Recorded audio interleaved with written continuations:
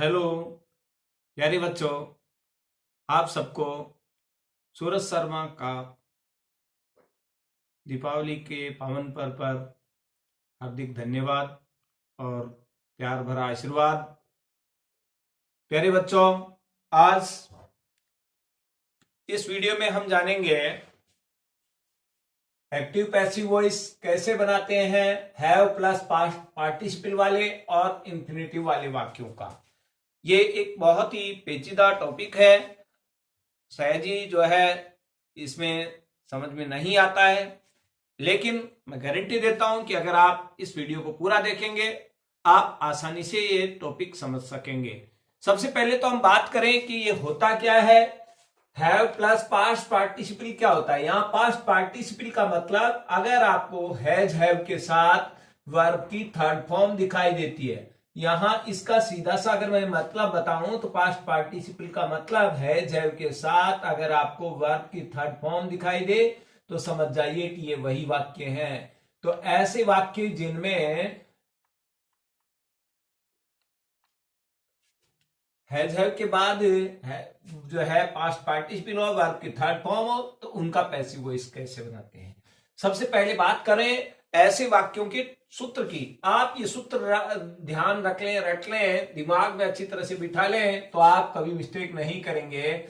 आपको active passive के नियमों के अनुसार सबसे पहले तो क्या लाना है, ऑब्जेक्ट। ऑब्जेक्ट के बाद आप जो है मॉडल होगा, जो भी मॉडल सेंटेंस में यूज हुआ है वो मॉडल यूज करेंगे। उसके बाद हैव भी हैज हैव जो भी है वो यूज करेंगे। उसके बाद आपको अपनी तरफ से बीन लगाना है और वर्ब की थर्ड फॉर्म जो है पैसिव वॉइस के नियमों के अनुसार लानी ही है। उसके बाद आप बाई प्लस सब्जेक्ट रख दें, बस हो गया। इतना सा आपको ध्यान रखना है। अब एग्जाम्पल्स के द्वारा इसे समझे। एग्जाम्पल है the director will have cancelled the meeting. अब यहां इसमें ध्यान दें, सब्जेक्ट कौन है, डायरेक्टर, और ऑब्जेक्ट क्या है, द मीटिंग। ऑब्जेक्ट क्या है, द मीटिंग। तो हम जो है सबसे पहले तो सब्जेक्ट और ऑब्जेक्ट को स्थान परिवर्तन कर देंगे। स्थान परिवर्तन करके हम क्या लाएंगे, अगर मैं इसको एक बार फिर से दोबारा आपको जो है समझाऊं तो यहां देखिए मैंने आपको थोड़ा सा टाइम बचाने के लिए ऐसा किया था, लेकिन अगर आपको समझ में नहीं आ रहा है फिर से अगर देखें तो यहां ध्यान दीजिए। इस सेंटेंस को मैं यहां लेता हूं कि हमारे पास अभी सब्जेक्ट क्या है, डायरेक्टर, और ऑब्जेक्ट क्या है, द मीटिंग। तो हम जो है पैसिव इसका अगर बनाएंगे तो पैसिव में सबसे पहले तो क्या ले लेंगे, सबसे पहले हम उठाया हमने ऑब्जेक्ट। सूत्र के अनुसार ध्यान दीजिए, द मीटिंग ऑब्जेक्ट हो गया। अब मॉडल, मॉडल क्या बैठा है यहां पर, विल, तो विल आइए यहां, विल।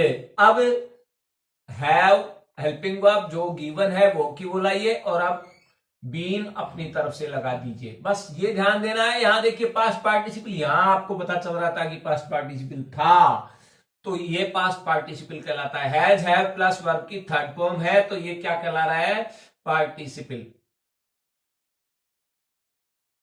तो ये पार्टिसिपल है, और ये पार्टिसिपल वाले वाक्यों को क्या करना है आपको, ये पहचान हो गई आपको पार्टिसिपल की। अब यहां विल हैव बीन अपनी तरफ से बढ़ा दीजिए, modal plus has have plus been. अब मेन वर्ब की third form concern, CANCELLED, concern by, plus अब कौन है, ऑब्जेक्ट, सब्जेक्ट कौन था, द डायरेक्टर, तो द डायरेक्टर, ये हो गया। इसी तरह से आपका एक और एग्जांपल है, एक्टिव टेंस का सेंटेंस है, Sohan could have sent a reply. ध्यान दीजिए ये हमारा सेंटेंस है, Sohan could have sent a reply. अब यहां वही आप सब्जेक्ट के तौर पर देख रहे हैं, यहां कौन है, सब्जेक्ट के स्थान पर सोहन है और ऑब्जेक्ट कौन है, ए रिप्लाई। अब एक्टिव पैसिव के जो आपको रूल्स सिखाए गए हैं, पैसिव वॉइस में चेंज करने के जो रूल्स हैं उसके अकॉर्डिंग हम पहले क्या ले लेंगे। यहां अगर हम इसका पैसिव वॉइस बनेंगे तो पहले तो हम ऑब्जेक्ट ए रिप्लाई यहां राइट कर लेंगे, ए रिप्लाई। अब हेल्पिंग वर्ब और मॉडल क्या है इसमें देखिए, कुड मॉडल है तो कुड का कुड लाइए, कुड हैव भी ऐसे कैसे। अब यहां क्या लगेगा, बीन, यहां अपनी तरफ से क्या बढ़ाना था, बीन। अब यहां ऑलरेडी वर्ब की थर्ड फॉर्म है, पास्ट पार्टिसिपल में हमेशा वर्ब की थर्ड फॉर्म होती है, तो यहां तो आपको कोई सोच विचार की जरूरत नहीं है, केवल आपको बस बीन लगाना था। Reply could have been sent. अब बाई प्लस सब्जेक्ट रख दीजिए, सब्जेक्ट कौन था? सोहान, तो बस यहां बाई प्लस सब्जेक्ट हो गया। अब बात आती है दूसरे तरह के वाक्य, वो तो एग्जाम्पल और हम लेकर के समझ सकते हैं, लेकिन जो है वीडियो ज्यादा लेंदी नहीं हो, इसलिए हम दो एग्जाम्पल ले लिए हैं, हमने समझ चुके होंगे आप। अब आते हैं दूसरे प्रकार के वाक्य। दूसरे प्रकार के वाक्य कौन से लिए हैं? इन्फिनेटिव वाले वाक्य। इन्फिनेटिव वाले वाक्यों का पैसिव वॉइस कैसे बनता है वो हम जानेंगे।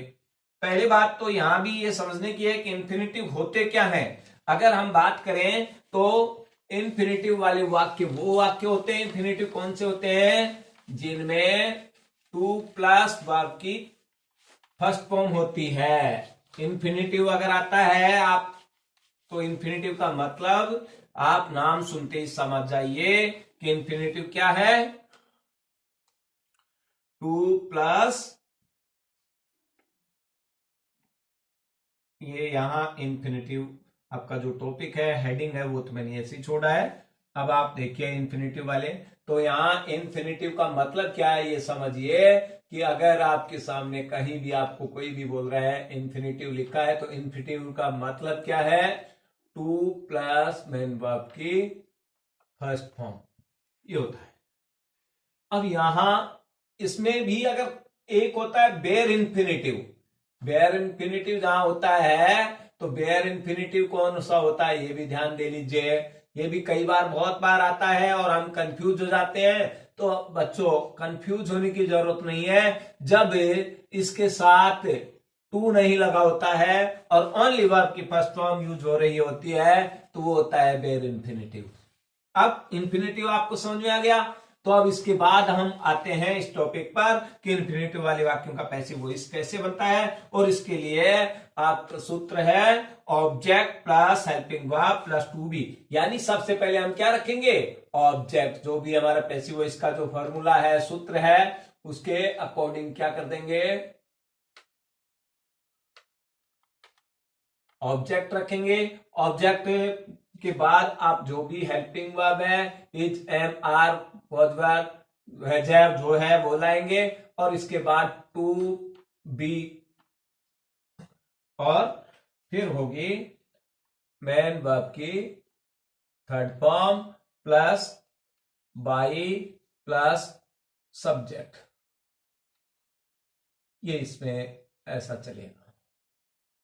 ये आप एक अच्छी तरह से नोट कर लें। अगर बात करें इसके एग्जांपल्स के द्वारा, अगर हम समझें इसको, तो यहां ध्यान दें एग्जांपल्स में, अगर आपके पास सेंटेंस है जैसे कि यहां लिया है the teacher is to instruct him. मैं इसी सेंटेंस को यहां थोड़ा ओपनली लेकर के बताता हूं कि यहां ये आपका एक्टिव का सेंटेंस है।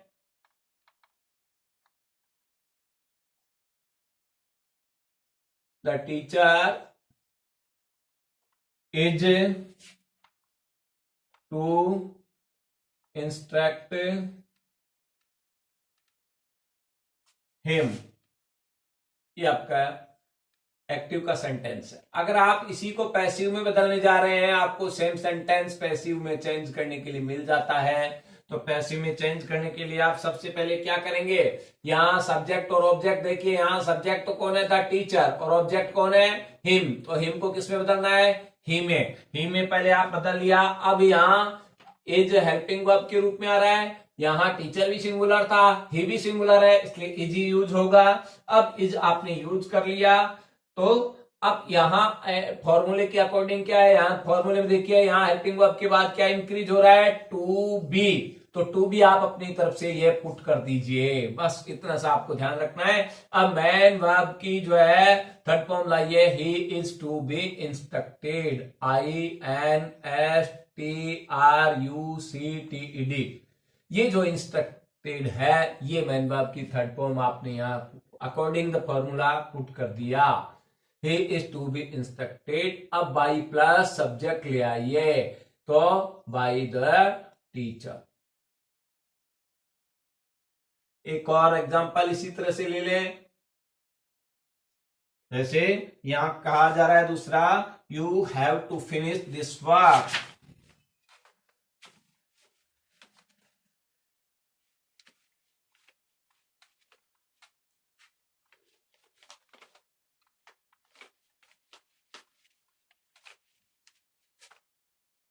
ये एक्टिव का सेंटेंस है आपका, you have to finish this work. ध्यान दीजिए, सब्जेक्ट कौन है, यू, और ऑब्जेक्ट क्या है, दिस वर्क। तो अगर आप सबसे पहले यहां यूज करेंगे, ऑब्जेक्ट को फर्स्ट रखेंगे तो क्या होगा, दिस वर्क। अब यहां ध्यान देने की बात है, हमारे पास हेल्पिंग वर्ब यहां यूज हो रही है हैव, और प्यारे बच्चों वो हैव कैसे यूज हो रही है, वो हैव आ रही है अकॉर्डिंग यू प्लूरल सब्जेक्ट है, लेकिन अब दिस वर्क जो है सिंगुलर सब्जेक्ट है, तो हम इसके साथ यूज करेंगे हैज, दिस वर्क हैज। अब अपनी तरफ से क्या लगाना है, वापस आइए फॉर्मूले पर, हेल्पिंग वर्ब हम यूज कर चुके हैं, और इसके बाद लाना है अब आपको टू बी अपनी तरफ से, बस इतना सा ये पुट करना था। अब आ जाइए टू बी के बाद क्या लाना है, मैन वर्ब की थर्ड फॉर्म। तो this work has to be, अब मैन वर्ब क्या है, यहाँ टू के बाद जो लिखा है फिनिश्ड, तो बस इसकी थर्ड फॉर्म लगा दीजिए, फिनिश्ड दे रखा है, इसको आपको फिनिश्ड करना है थर्ड फॉर्म। और अब बाई प्लस सब्जेक्ट, सब्जेक्ट कौन था, यू, तो बाई यू। इस तरह से जो है आप इनको चेंज कर लेंगे। मैं समझता हूं कि प्यारे बच्चों आज आपका ये टॉपिक क्लियर हो गया होगा।